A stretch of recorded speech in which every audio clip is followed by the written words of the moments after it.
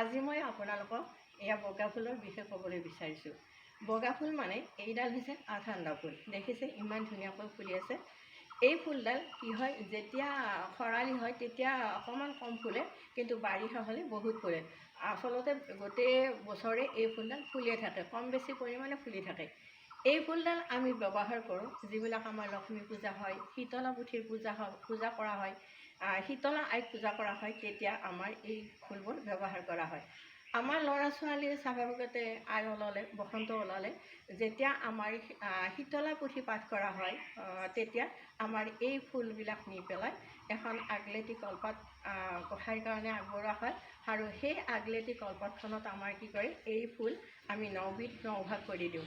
আৰু 9 ভাগ কৰি দি তাৰ লগতে আমি কি কৰোঁ, আলা চাউল যিটো আমাৰ বগা চাউল, সেই চাউলটো আমি 9 ভাগ কৰি সেই আগলেটি কলপাতখনত সজাই দিওঁ।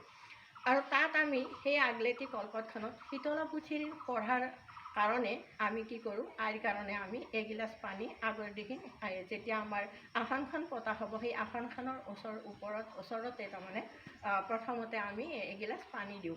সেই পানীগিলাচত আমি এই ফুল 2 বা 3টা দি দিওঁ। কাৰণ এইখিনিকে আচলতে আমাৰ গংগাৰ জল বুলি কোৱা হয়।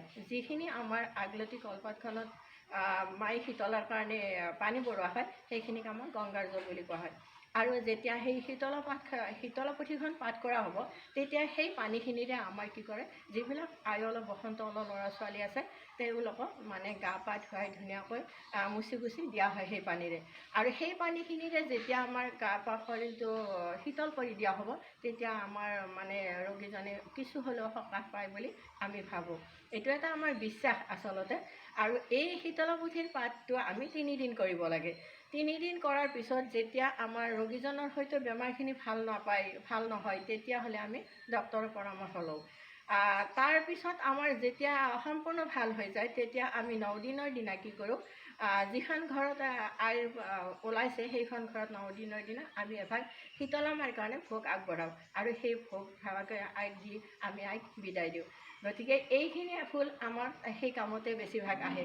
আচলতে আগত আমাৰ আইতাহঁতে কোৱা শুনিছিলোঁ, এই বগা ফুলটো এইটো ফুল নিদি কি কৰিছিল, দুৰুম ফুল দিছিল। যিটো দুৰুম ফুল কিছুমানে মূৰফুলা বুলি কয়, আৰু আমি দুৰুম ফুল বুলি কওঁ। কিন্তু আজিকালি সেই দুৰুম ফুলটো প্ৰায় নায়েই, লোপে পাইছে বুলি ক'ব লাগিব। আমাৰ ইয়াত নায়েই। যাৰ খেতি পথাৰ আছে তেখেতসকলে হয়তো থাকিব পাৰে, কিন্তু আমাৰ ইয়াত নায়েই। গতিকে যিহেতু নাই, আমি এই ফুলবোৰে তাত আইৰ পুথি পঢ়াওঁতে, শীতলা পুথি পঢ়াওঁতে তাত আমি এই ফুলবোৰ ব্যৱহাৰ কৰোঁ। আচলতে চাওক, এই ফুলটো কিমান দৰকাৰী হয়।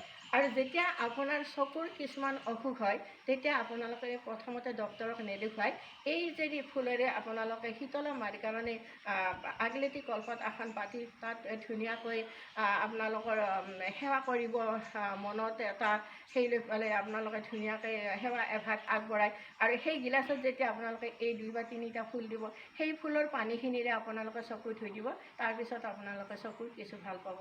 গতিকে মই এইখিনি কৈ আপোনালোকক আজি বিয়ালিৰ শুভেচ্ছা জনালোঁ। ভাল লাগিলে, ঠিক আছে।